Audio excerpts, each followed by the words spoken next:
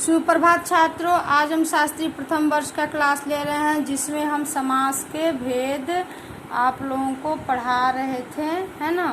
समास के भेद, ठीक है छात्रों, समास के भेद हम पढ़ा रहे थे और हम आप लोगों के तत्पुरुष के जो भेद है दूसरा, जिसे हम कर्मधारय या समानाधिकरण तत्पुरुष कहते हैं, उसके भेद को पढ़ा रहे थे। तो छात्रों, हम प्रादि समास आप लोग को पढ़ा चुके थे, प्रादि कर्मधारय समास पढ़ा चुके थे। उसके आगे छात्रों है न्याय समास, ठीक है, न्याय समास।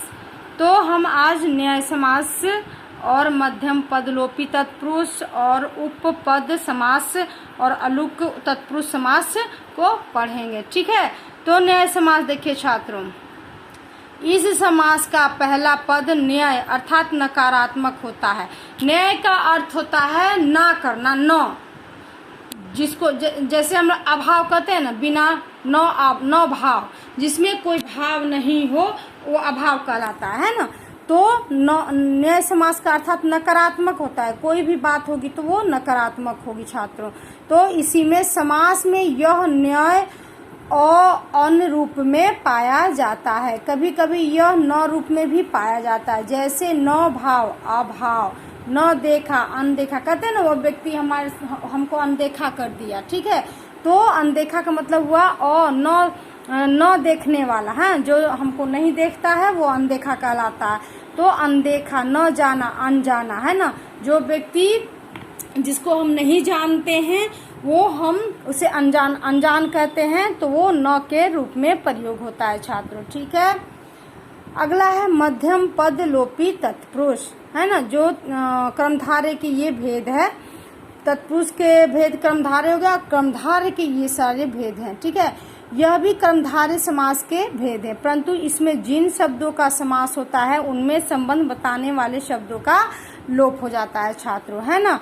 मान लीजिए कि ये तो कर्मधारय समास आप समझ गए, लेकिन कहता है कि इसमें जिन शब्दों का समास होता है उनमें संबंध बताने वाले शब्दों का लोप हो जाता है। तो जैसे देखिए, देव पूजक ब्राह्मण, यानी देव को पूजने वाला ब्राह्मण, है ना।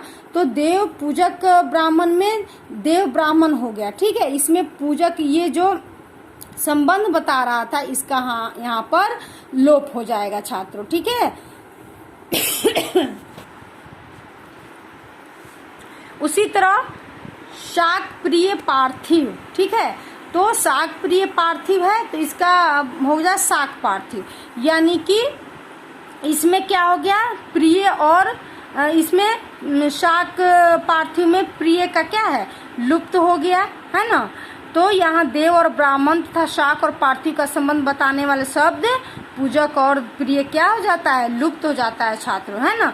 तो ये संबंध बता रहे हैं देव और ब्राह्मण के बीच जो है उसका संबंध बताने वाले पूजक है, तो ये शब्दों का लुप्त हो जाता है। इसी तरह शाक और पार्थिव के बीच संबंध कौन बता रहे हैं, प्रिय शब्द, तो इसका भी लुप्त हो गया, तो ये बन गया शब्द शाक पार्थिव, ठीक है छात्रों।